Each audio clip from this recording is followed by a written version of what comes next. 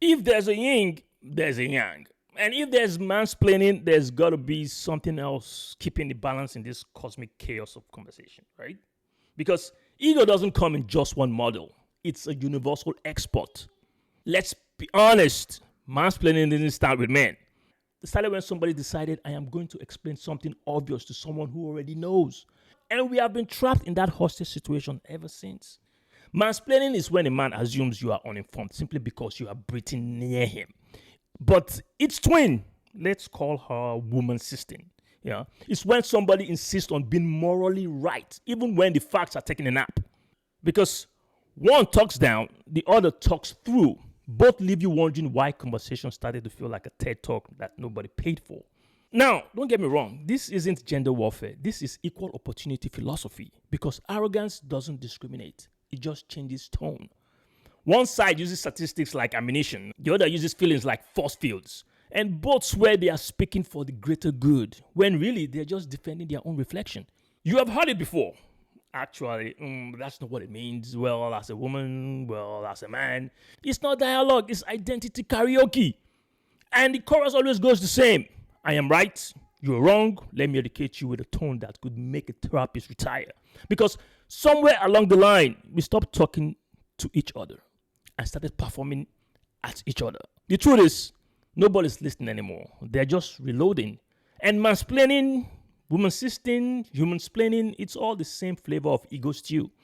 You see, the man says, let me explain the thing I barely know. The human says, let me interpret your intentions for you. And the audience says, why are we all still single?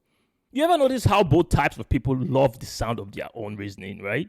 They talk in circles and call it logic. They reframe every disagreement as education. And they sprinkle in phrases like, you are missing the point, or what you don't understand is. Translation, I am running out of evidence, but not out of attitude. It's not communication, it's competition. And it's why relationship today feels like debate clubs with dinner dates. Let's put it like this. Mansplaining is when someone teaches you how to drive from the passenger seat. Womansisting is when someone critiques the route from the back seat while you are paying the gas. And both still thinks they are the GPS, right? It's a miracle anything gets done. Humor aside, here's the real tragedy. Both sides are fighting for validation in different currency. One demands to be heard, the other demands to be respected. And in the noise, both forget to be understood. Because understanding takes humility, and humility doesn't trend. Because we live in a world where everyone is an expert in other people's flaws, but no one is enrolled in the course called Self-Awareness 101. You know that's wild, right? People will Google 87 sources to prove they are right in an argument, but will not spend 5 minutes asking themselves why they need to win this one. Because we have built an economy of attention around being correct. Not curious, no. Not connected, no. Just correct, loudly. And the louder it gets, the less it means. Here's where it gets deeper though. Mansplaining is rooted in assumption. Womansisting is rooted in indignation. And both are fed by insecurity. It's all ego in drag, just wearing different wigs. The need to be seen as the authority comes from the same wound. The fear of being dismissed. Men fear being irrelevant. Women fear being unheard. And both try to fix it by turning conversation into competition. But you can't heal communication with confrontation. And you can see it everywhere. In offices, in relationships, in comment sections that have more degrees than the people typing them. Everyone wants to explain. No one wants to exchange. Because exchange requires risk. The risk of being wrong. And in a world built on image, being wrong feels like death. That's why people cling to their points like life jackets, even when the conversation is already sunk. So let's be fair. Mansplaining isn't always malicious. Sometimes it's just a man trying too hard to prove he knows something. Because somewhere deep down, he's terrified he doesn't, right? And womansisting isn't always moral superiority. Sometimes it's just a woman trying to assert control in a world that rarely gives her any. But you can see, same energy, different packaging.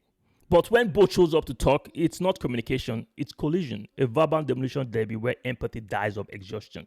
The only winner is silence. And silence wins a lot these days because we have turned conversation into content and dialogue into data. We don't seek truth, we seek traction. The more educational the argument, the more engagement it gets.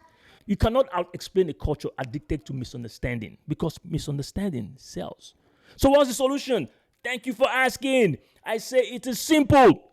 Talk less like a lecturer, more like a learner. Trade actually for maybe. Trade you don't get it to help me understand. Because real intelligence doesn't need a microphone. It needs curiosity.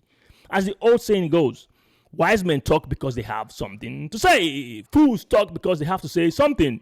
And these days, everybody's got a Wi-Fi and a microphone. Moving on. Here's a punchline for the road. If mansplaining is the sound of overconfidence and womansisting is the sound of moral arrogance, then humansplaining is the national item of social media. Nobody's listening, everybody's posting, and the chorus is always, you are doing it wrong. But the truth, we don't need more explainers. We need more experiences. People willing to shut up long enough to see the person in front of them, not the points they're trying to make. Because explanation is easy, connection is rare. And if we don't bring balance back, we will keep mistaking performance for progress. So maybe the real yin and yang is in man versus women. It's awareness versus arrogance. And that battle's been running longer than gender wars ever have. You don't need to explain everything. You just need to understand something. And sometimes the smallest thing you can say is nothing. Unless you really believe talking louder makes you right. I'm out.